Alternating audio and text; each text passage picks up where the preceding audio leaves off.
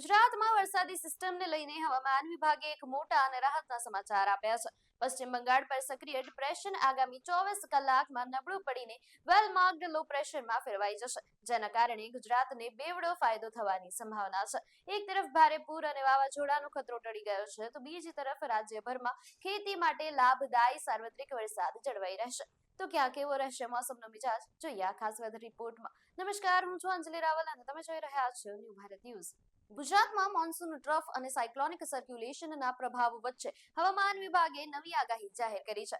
ઝારખંડ અને પશ્ચિમ બંગાળના દરિયાકાંઠે સર્જાયેલું ડિપ્રેશન પશ્ચિમ ઉત્તર પશ્ચિમ તરફ આગળ વધી રહ્યું છે, જે આગામી 24 કલાકમાં નબળું પડી વેલ માર્ક્ડ લો પ્રેશર બની જશે. આ સિસ્ટમ નબળી પડતા રાજ્ય પરથી વિનાશક પૂર કે અતિભારે વાવાઝોડાનું સંકટ સંપૂર્ણપણે ટળી ગયું છે, જે રાજ્ય માટે મોટો રાહતરૂપ સંકેત છે. સાથોસાથ પૂર્વ ઉત્તર પ્રદેશથી ગુજરાત સુધી વિસ્તરેલી ટ્રફ લાઇન અને ભેજવાળા પશ્ચિમી પવનોને કારણે રાજ્યમાં કોઈ પણ જિલ્લા માટે ભારે વરસાદનું આકરું એલર્ટ નથી, પરંતુ સાર્વત્રિક હળવોથી મધ્યમ વરસાદ ચાલુ રહેશે. દક્ષિણ ગુજરાતના વડોદરા, સુરત, નર્મદા, ભરૂચ, ડાંગ, તાપી, નવસારી અને વલસાડમાં ગાજવીજ સાથે વરસાદી ઝાપટા પડી શકે છે.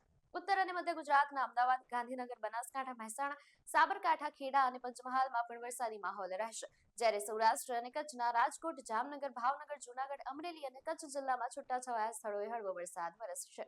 જો ટૂંકમાં કહીએ તો આ સિસ્ટમ નબળી પડવાથી ગુજરાતને બેવડો ફાયદો થશે. પૂરનો ભય ટળી ગયો છે અને લાંબા સમય સુધી પડનારો આ ધીમો મધ્યમ વરસાદ ખેતીના પાક તેમજ જળાશયો માટે આશીર્વાદરૂપ સાબિત થશે, જેથી ખેડૂતો કોઈ પણ ચિંતા વગર ખેતી કામ કરી શકશે. આવા જ વેધર અપડેટ્સ માટે જોડાયેલા રહો ન્યૂ ભારત ન્યૂઝ સાથે. નમસ્કાર.